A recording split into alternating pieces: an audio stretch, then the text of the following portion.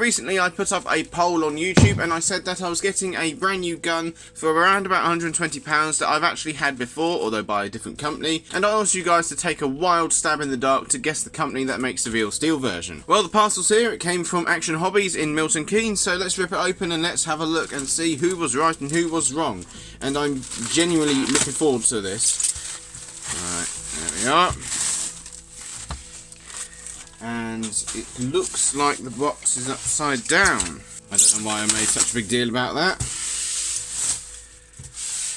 So if you guessed Česká Zbrojovka, you are right, because this is the JG VZ61 Scorpion machine pistol, and I had an ASG one all those years back in 2013, and it broke because ASG ones I think are just Well ones rebranded, and the Well R2 Scorpions are not renowned for their quality. Well, let's have a look.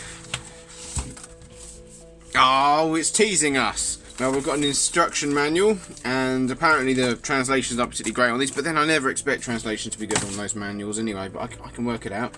Oh, it's another thing from Gunfire. I suppose Gunfire is a wholesaler. I do like Gunfire, Polish company, and got good things to say about them. They're a good company. Some crap BBs. Now, everyone rants about the crap BBs you get with guns to test them.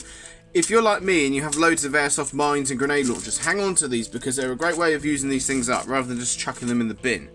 Got a bit of polystyrene, and let's get to the main event. Oh my god, this feels so much better than the one I had, the Well one. I've missed having one of these. Now, one of the main motivations behind getting this little gun was that I wanted a decent, full auto capable secondary for sniping, well, for in general really. And right now, with the weather, usually really wet and bloody miserable, and gas guns in that weather are just not going to work. So, well, you can sometimes get them to work, but they're not reliably, and you're not going to get a gas gun to do full auto reliably in this weather. However, this, look how small it is. These are very small for what they are. And you can print holsters for these. Comes with a high cap. I believe these are 80 round. You can get TM mid caps as well, but I'm just going to try it with this for now, see what I want to do with it. Top of it I think is polymer, but it definitely feels a lot more hefty than the ASG Scorpion.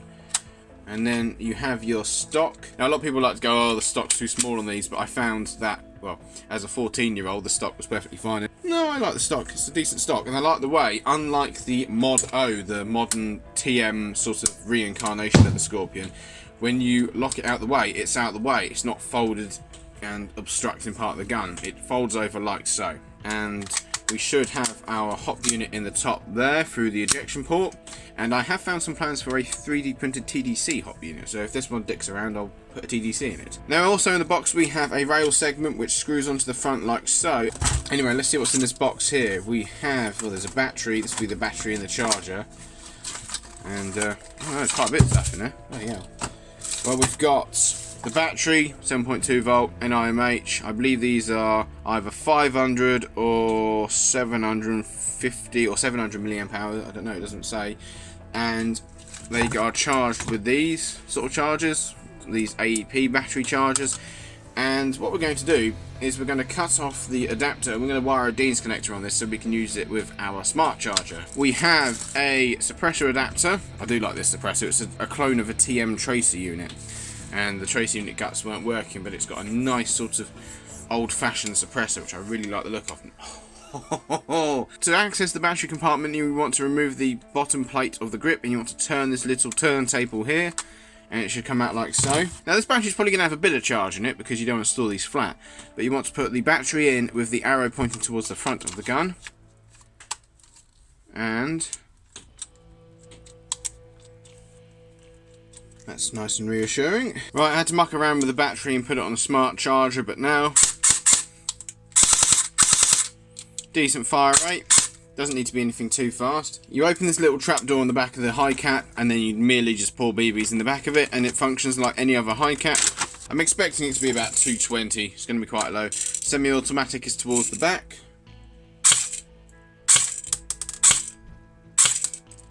That's not too bad. 230 on a .25. That's about 270 odd. I'm not going to bother with the fire rate. It'll be around about 500 rounds a minute. But that's a pretty respectable velocity for an AEP, because AEPs have minuscule cylinders.